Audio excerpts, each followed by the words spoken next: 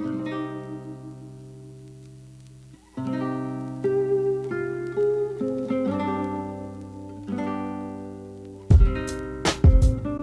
like we have a dance party in the middle of our shows, BT dubs. Yeah, seriously. And there's a pudding eating contest. There's a pudding eating and we contest. don't use spoons for those. We don't use spoons for that. And you gotta come dressed right because you could win just for, putting on the right tie. It's an event. It's an event. Come check us out.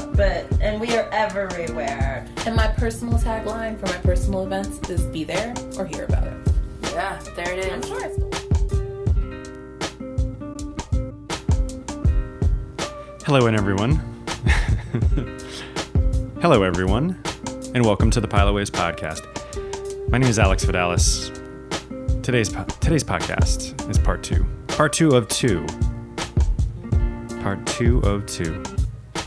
of our interview with the Chocolate City Burlesque and Cabaret. This interview, conducted by Chelsea Short, friend of the show, lovely human being, great interviewer, as you've heard from part one, and hopefully you heard part one, and now you are listening to part two. What is the Piloways podcast? Well, I'm glad you asked. You heard that clip as the intro music was playing, but you probably are saying, Alex, I want to know more. And that's fine. For those of you listening for the first time, the Piloways podcast is a show, an interview program, if you will, where we talk to musicians and artists and performance artists of all kinds, people even who own small businesses. We talk to all these people in the hopes that telling their personal stories on the show and sharing them with you, that you and the community will now be further embedded with their success, and your success is further embedded with the artist, the musician, the small business owner, the performance artist, all of the people who share these stories. It's a symbiotic relationship that we're trying to put forward here. The idea that what I do affects you, and you, and you, and you. So I think I've yammered from my friend Dominic Fragman. Let's get to part two of two with the Chocolate City Burlesque and Cabaret. Thank you, Chelsea Short. You did an amazing job as always.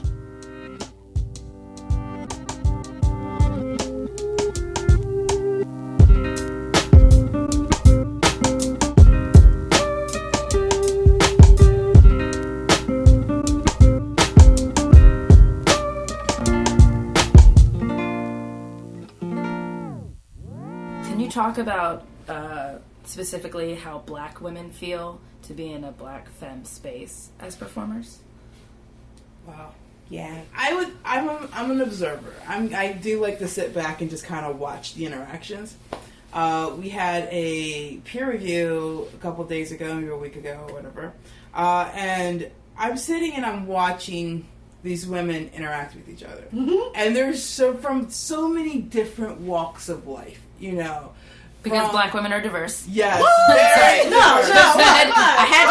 had to throw that in there. Really come to our show and see the monolith that is black women. We are all exactly the same. Editor's note.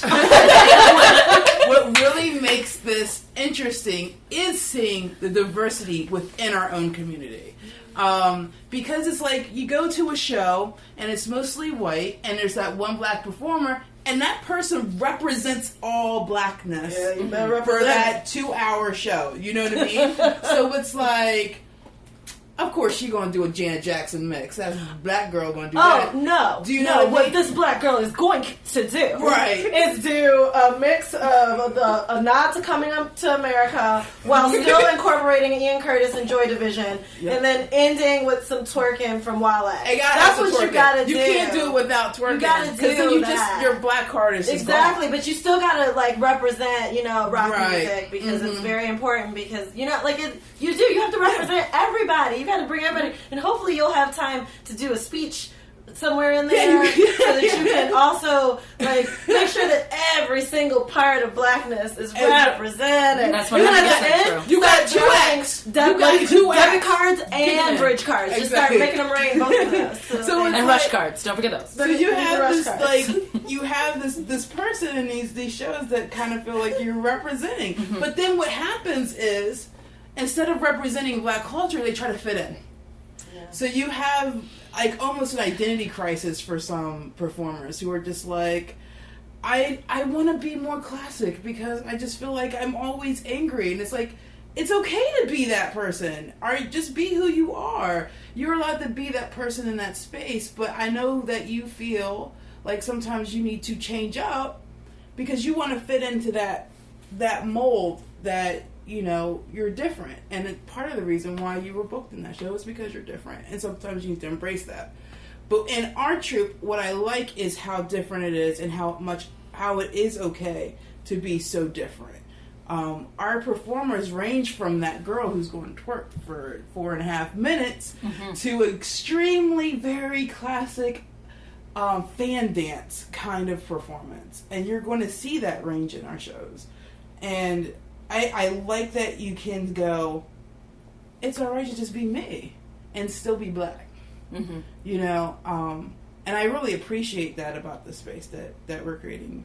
And like going back to just sitting back and watching them interact with each other, it really does, there's a barrier that falls down because you don't have to be that representation anymore. You can just be you. Several of the girls are trying to convince me that we're a sorority. I'm not a sorority girl, so... We're not a sorority. We're not a sorority, but they're trying to convince me that we are, man. But like, I think that's true. speaking to like, can we be a dance troupe? we could be a dance troupe, but every day I get a new text message with somebody else who bought something else in turquoise and red. Like, everybody's like, my whole closet's turquoise and red. All my makeup's turquoise and red. You know, and like... they're trying out different Greek letters on you. How do you feel about Alpha, Beta, Sigma, Phi? More or less. But I think that speaks to the sisterhood. That they feel, and I think that regardless of who you are and what it is that you're interested in, we all need our tribe. Whether your tribe is a band, whether your tribe is the people that you know, play video games with and don't even really talk to, but you know you could talk to them. Like, what, you know, like, I feel like we all need our tribe. And performers, I think for the most part, creative people are we're weirdos, right? Like, you know, we're performers, so we might be able to convince you that we're the most normal people and the most well-adjusted people, and we might be able to convince you that we're super popular, and we may be, but usually we're being on. Like, what draws most people to performance, like, I feel like most creative people, just in general, are a little, like, out of the box. And so, I think it's harder when you're a creative person to find your tribe. And, and I think it's doubly hard when you're like, I found this thing I'm really into, and I am, as my mama called us, the fly in the buttermilk. And to do this thing that at least currently you almost exclusively see portrayals and experiences of, you know, predominantly white people doing, and you've accepted that. Like, if you've been performing a while, you're like, I'm gonna do this burlesque thing. Like, I know it's a white girl thing, but I'm gonna do it. It's fun. It's what I'm into. Blah blah blah. And you kind of swallow and ignore the microaggressions you experience because you want to do this thing, and you're gonna do this thing. And part of being, you know, a minority is ignoring microaggressions. Chris and I were in a very interesting space yesterday. That wasn't a burlesque space, but it was a similar community where, like, it was macroaggressions, but you could tell that these people just needed this space. And so they were going to ignore stuff. And so, especially if you existed in a context as a burlesque performer where you were ignoring the microaggressions, and you finally come into this space where you can laugh about your own nappy hair and not worry about, can I talk about my nappy hair in front of white people? And if I do, what does that mean? And then are they going to try to say I have nappy hair because I don't like that? Or whatever. Or, you know, when you can just, you know, be like, girl, why are you going out the house with these ashy ass knees? Thank you. You know, it's so nice when somebody catches me and just slathers you know, me down. I just think there's something incredibly, when we say, you know, what does it mean to be a black femme woman in a black femme space? It's liberating. And, you know, as much as we're not a monolith, we do often have a lot of shared experiences. And it's just nice to be able to operate with certain assumptions. I mean, honestly, I would like to speak from a historical and, like, social science perspective. Thank you very much. Hey. Black nerd. Blurred alert. Me too. Yes. I think, just in terms of speaking from a historical perspective, when you look at like black femme spaces, there's unspoken agreement without it even meaning to be, where it's like we all we got. And I think that that's really what's so intoxicating about this particular space, is that yes, it is nice to have somebody catch me before I'm going on stage and be like, throw some cocoa butter at them knees, because you know you're about to do this act where you're going to be down on them and you're going to come up and look like you've been playing in a fireplace. And so it's nice to have somebody catch that. But I recognize that more than that, there's a historical narrative for having community as a black femme person, but also just as a black person.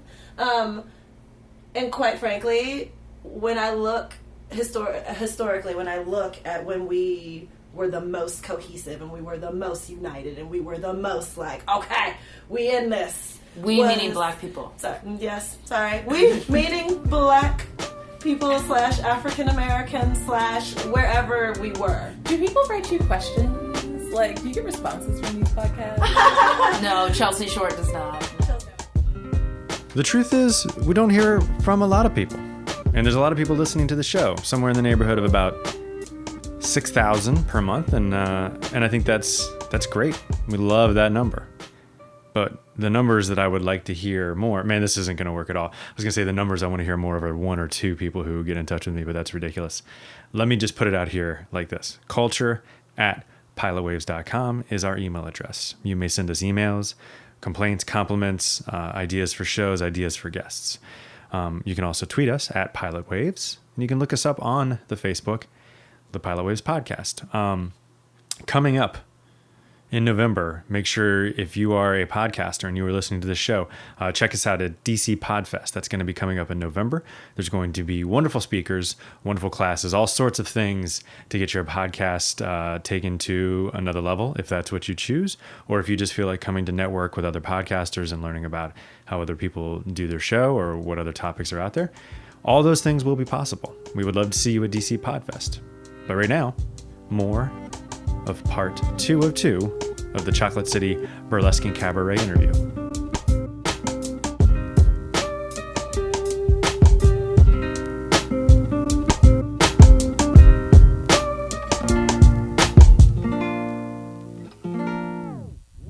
What I would like to ask you all next is specifically about your performers who are from this area surrounding DC, Virginia, Maryland, and DC. How would you describe them, and what are some great benefits of working with performers that claim this area? Like, what's special about them? Oh, okay. So, I, as a photographer, I come from Baltimore, and I photographed a lot of musicians in Baltimore. I was very much a part of the local arts community in Baltimore for a very long time. I actually started a magazine highlighting local arts in Baltimore. Oh, you found a compatriot in Alex here. Yeah. So, like, being a part of that scene and being a part of how performers are in Baltimore, which are very much just go play. Play. Like, you can't go into a bar in Baltimore without hearing music. It is just all the time. They have created that space, and they have knocked down every single door to provide a space for them to create. And it is not unusual to meet a full-time musician who plays in a bar 7 days a week. That's not uncommon in Baltimore. Coming to DC is a different hustle. So different. Where the local music scene is not as prominent as this performance scene is. Like, I walked in and I'm like still looking for the bands. And a lot of the bands that I found in DC, like, no bullshit, they are constantly making music in a studio. They're constantly recording. And I'm like, when's your next show? And it's just like, we might have something coming up in the next month or so. Like, whereas in Baltimore, we play every Thursday night at the Horse you came in on. We play every Thursday. You can't miss us. It's not the same kind of a thing. the performers here, especially in the burlesque, drag, and that world that I'm a part of, have been very much trying to carve their way into making it a thing, so that it's more mainstream. And like our performers in particular is like, I would say there's a chunk of our performers who didn't know that they can express themselves in this way, and have now found this as a place to be able to find a spotlight for themselves, and is very happy that somebody's carving that pathway for them and making it okay to be what they want to be. And I really appreciate how our performers are kind of like thriving in that spotlight. Huh. It's very interesting. I'm just would I be correct in summarizing? You're kind of saying that every performer is a pioneer. In a sense, yeah. I feel like we all try to make the stage our own. You have 4 minutes to try to figure out what am I going to do to leave my business card on this stage in 4 minutes. Like, when I get off this stage, I need people to remember who the fuck I am. And I can either hide behind a chair for 4 minutes, or I could get off the stage and get in your face and take that tip from you in that 4 minutes. You have that choice. And I like that our performers, in a sense, are finding their way to leave that mark, because every single one of them are so different. And it's like, put that business card out there, make sure everybody knows your name, and do that. And you got 4 minutes to do it, because you don't got that every week show at the Horse like you do in Baltimore. You're not going to find them on Thursday nights. You know what I mean? Okay. So you're kind of saying that your performers strive to perform in such a way that they'll be remembered for weeks, months after their performance. Yeah. Boom. I see that. A lot of work goes into that. Yeah. Totally. Yes. Yeah. Totally. Ooh, yeah, a lot of 3 a.m. messages and Hard working. yeah. 2 a.m. meetings. 2 a.m. meetings. Love a good 2 a.m. groggy-eyed meeting. I'm actually jealous of that meeting, because I did not know that the meeting was in a very comfortable jacuzzi. The water was tepid. Why wasn't it? It Wasn't was that great. tepid. The water was tepid.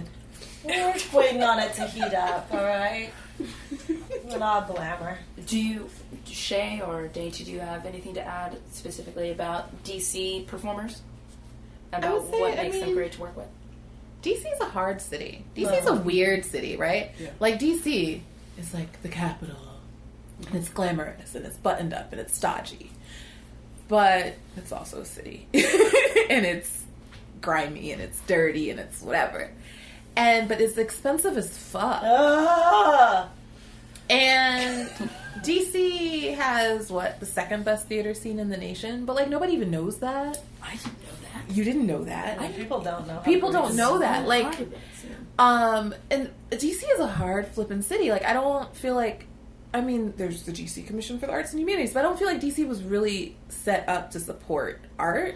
And so, like, if you're gonna, like... It didn't start really doing that till the 70s. Right. So I feel like if you're gonna 76? perform in DC, either it is just a total release for you, or you're, like, fighting to perform. So I feel like DC performers have a certain type of hunger, because you're probably, like, 9 to 5 in it, like, really, really hard... And then you have to switch, and maybe you can't let your 9 to 5 people, I don't care if you're a burlesque performer or a rocker, depending on your job here in the nation's capital, you might be living like a whole dual life thing. Mm-hmm. Like a lot of us have this whole like double or triple life thing, and a couple of us are lucky enough to be who we are 24/7, but a lot of us is like, when I'm at work, let's not talk about what happened at the Black Cat on Saturday night. It did not happen. That was not me. Mm-hmm. That person does not exist. And I think to be able to perform in this city, you have to really want it. Yeah. You have to have a hustle spirit in a way that I've never really seen outside of Detroit. So, C.C.B.C. has had a whirlwind of a first year. And I mean, from the outside looking in, it seems as if this first year couldn't have gone any better. But when you're looking towards the future, what are your goals for C.C.B.C? And what if you could have everything, all your dreams for C.C.B.C come true tomorrow, what would that world look like? I want a grant. A grant? I want a grant. I want a grant so we can expand our educational arm, of course, and, you know, Resident historical nerd, do that. Dainty Dandridge, I do. I want. wants a grant. I want a grant. I I'm want opposed to the at grant. least monthly lectures on the history of Black burlesque and burlesque in this region in particular. Me too. And I want a grant for it, but I also want a grant for us to perform with. I want that so very much. And I want, you know, I don't know. I want us to be as much a performance troupe and as much a performance group as we are a performance organization. I don't want to need a grant. Rude. I'm just saying. Grants are awesome, and maybe a grant for our educational arm, sure, but not to perform. I want Chocolate City Burlesque and Cabaret. No, Chocolate City Burlesque and Cabaret will be internationally known. And the dream, the vision, I want us to have a space that even if it isn't our space, because I don't know if I want it to be our space. My kid brother says I just need to own a space. But Like the Moulin Rouge. But even if it's not our space, I want it to be a space where, like, it's known because of us, you know? So whether or not, you know, it is Chocolate City's Burlesque Palace, as they wrote into Sensuality,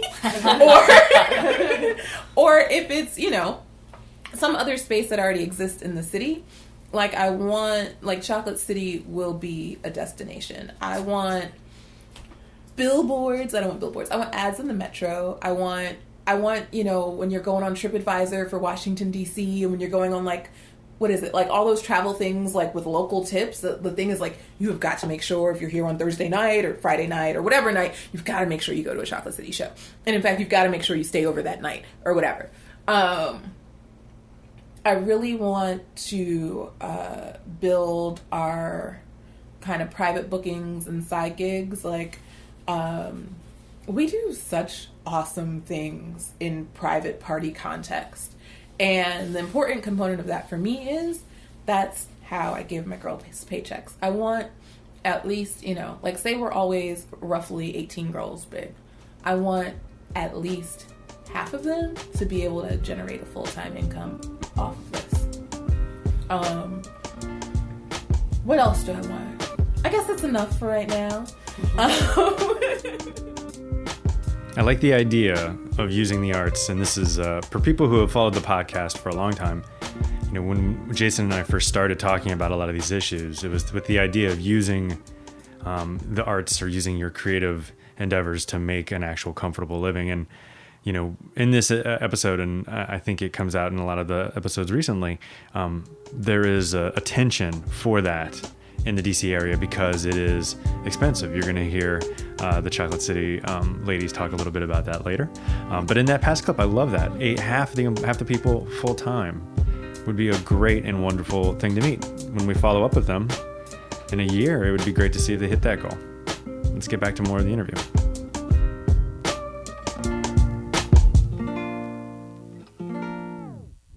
And so I want this whole, like, little tribe of, like, slightly too young to actually come to our show people to, like, just sticker the whole city. Yes. Man. Yes. I'm afraid to answer this question just because every day I wake up and work on Chocolate City, I feel like I'm not thinking big enough. This is true.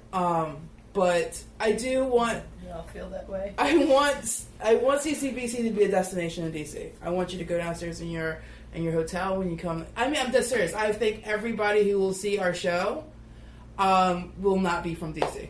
Mm-hmm. I would love to get to that point where we don't even care about. If you live down the street, I'm not looking for you. I'm looking for that guy who's getting off a plane. Yeah, because you've seen us 18,000 Right. times already. And loved every one of them. Best experience. When we were at that gala, someone pulled me aside and she was asking me these questions, and I'm afraid for the point when I'm not available to be pulled aside and ask questions. Like, and I know that in order for all this to happen, that's going to be part of it. But it's really awesome that right now I get to be pulled aside and have people ask me questions. And she was asking me all these questions, and like, we were at the gala and she'd just seen us at Busboys, and somewhere along the way I was like, yeah, you know, we're only like 7 months old or whatever. And she's like, what? Right.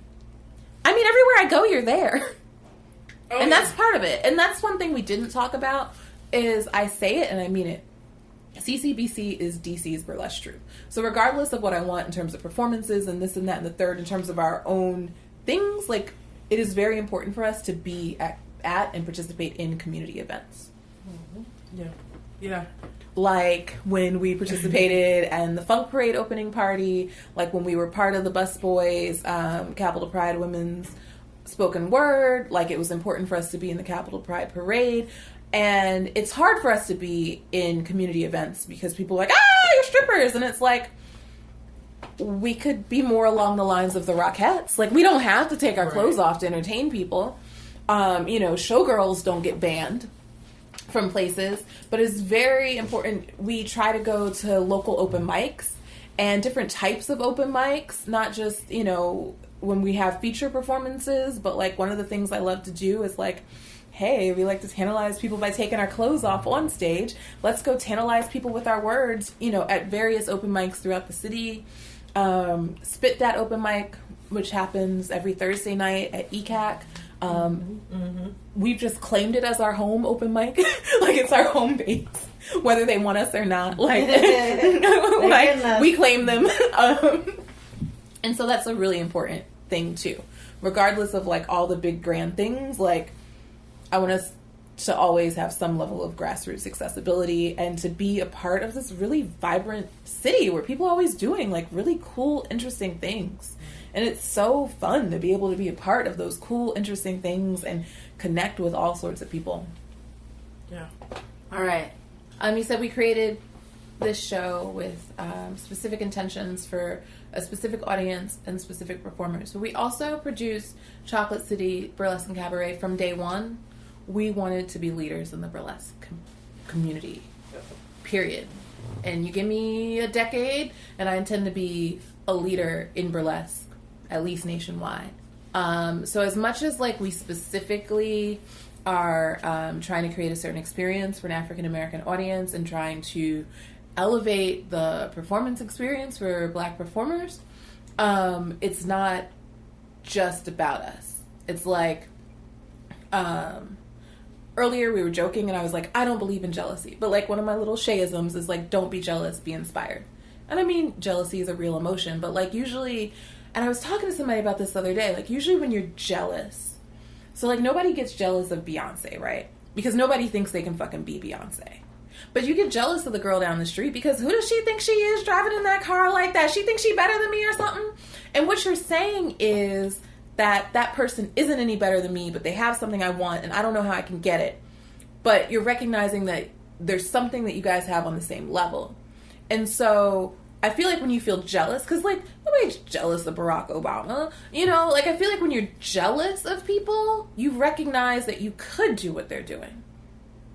And so to me, when you have that twinge of jealousy, it's like, I can do this. Why am I not doing this? Let me do this.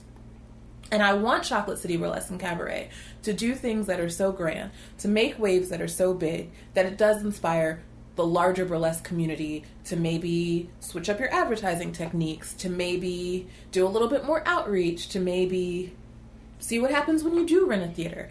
So that's one thing. The other thing I didn't expect, as much as like we have this mission, we have this vision, we have these values, as much as I will gladly talk about, and I always say this, and I probably need to stop being recorded saying this, as much as I will always say, you know, I didn't do this because I wanted to, I did this because we need it. And as much as I like to talk about kind of the political context in which we exist, at the end of the day, for me, when I think about it, I often think about C.C.B.C. very superficially. We need to have the best fucking party ever. Period. And like, I'm very like, we need to have a good time. We just need to make sure everybody has a good time. Like, is our DJ good? Is it fun? Is it fun? Is it fun? And it's so always blindsides me when people come up and they talk about the meaning and the power behind what we're doing. Because as much as like that was foundational, like when I'm throwing a party, I just want to have a good time. And so we got to perform at the like mid-year award ceremony for Unite for Reproductive and Gender Equity. And the director was talking to me, I think the assistant director was talking to me, and she's like, you know, we do all this work and we're talking about reproductive health and reproductive rights and like all these kind of like either controversial, political, charged, or just heavy and often bad and like traumatic things that happen to women's bodies, and it's just really, really important. And that particular banquet, it's their Generation Award, so they're mostly honoring college students. So I think especially with a younger audience, it was very affirming for them to have women take ownership of their bodies. Women of color at that. Yeah. Mm-hmm. But it's like here, all their work is about advocating for reproductive rights and, trying to, create these spaces. And it's like, so we always kind of like their work is about the sob story. And so it's like, it was very powerful for them to see the triumph, and just the, like, this is me and I'm owning myself element of what we do. And, we've gotten similar responses in different contexts. Probably one of our most powerful performances was 4 women at Busboys. Yeah. Can you describe that performance for those who did not get a chance to see it? Who wants to describe that performance for those who did not get a chance to see it? Well, you were in it, so... I know, so I didn't get to see it. Y'all got to see it. Allow me to start. 4 Women is a famous song written by Nina Simone, and it describes the lives of 4 different women throughout its verses. Yep. Yeah. And why was it so special? Because it was for Busboys, Capital Pride Women's Open Mic. And so instead of trying to like bring out the razzle dazzle, it was like, we have to bring out a point, kinda. And 4 Women is a very heavy song. Mm-hmm. And so I think to bring out 4 women, 4 actual physical women, and have them do a burlesque performance that was less about titillation and more about just kind of like really tapping into each of those characters and embracing and just highlighting and even moving through, I think, common themes, tropes, and struggles that Black women have had, at least in their existence in the Americas. It was just very powerful. And so it wasn't a sparkly, glittery, let's see how fast we can twerk act. It was kind of raw. It was deep. Man. It was deep. I cried. Oh, yeah. Thanks. Oh my God. The tears. Yeah. Because it's already such a powerful song, and it's inspired a lot of things. But, and it's an intergenerational song. Just in how it's written, but also in how it lands. I mean, every generation has their people, persons, whatever, what have yous, that have grabbed that song and interpreted it and, like, covered it and made plays from it and books and you name it. Actually, no, is it the song? Yeah, the song inspired the play, yeah. So, to step into that space, there's a lot of power there and a lot of reverence there too, because, I don't know, I live in a space, and it's probably like what you were talking about earlier, when it's like, as the only Black, you are representing all of the Blacks, like, and there's this like, okay, I'm gonna represent the fuck out of y'all, like, there's this moment of like, do it right, don't fuck it up, don't, because this might be so many people's first time seeing Black, first time seeing C.C.B.C, first time seeing for women performed in some way. First time seeing any of that, but more than that, they might already know the song. They may have already seen the play. They may have already read the book. They may have already went to Tyler Perry movie. They may have already done all those things. So you need to make sure if you're going to step into that same place of power that you step the fuck into it. Like, and you pay it that honor and you do it that justice. Come correct, as they say. As they say in these streets. I love the Chocolate City Burlesque and Cabaret interview. They touch on issues of race, issues of class, issues of gender, and issues of employment. They go across the board, and they have a plan, and embedded within their goals and their vision is helping people with all of those things, getting comfortable with all those things, and working past, people's bigotry within those things. Wonderful, wonderful, wonderful group of ladies, and I'm incredibly, I guess, appreciative that Chelsea and them spent the time, 90 minutes of just talking about the stuff that was closest to their hearts. And we asked that you listening, are you listening? Are you an artist? Are you a musician? Are you a creative type? You should come on the show. You should tell your personal story. And maybe if you're not the kind of person who likes to share those things, email us, culture@pilotwaves.com, a suggestion for a guest. As always, the most important thing that we ask for you to do on a weekly basis is, of course, be good to each other. And a special shout out to the inspiration behind this show, Miss Amanda Clement. Thanks so much for everything. See you next time.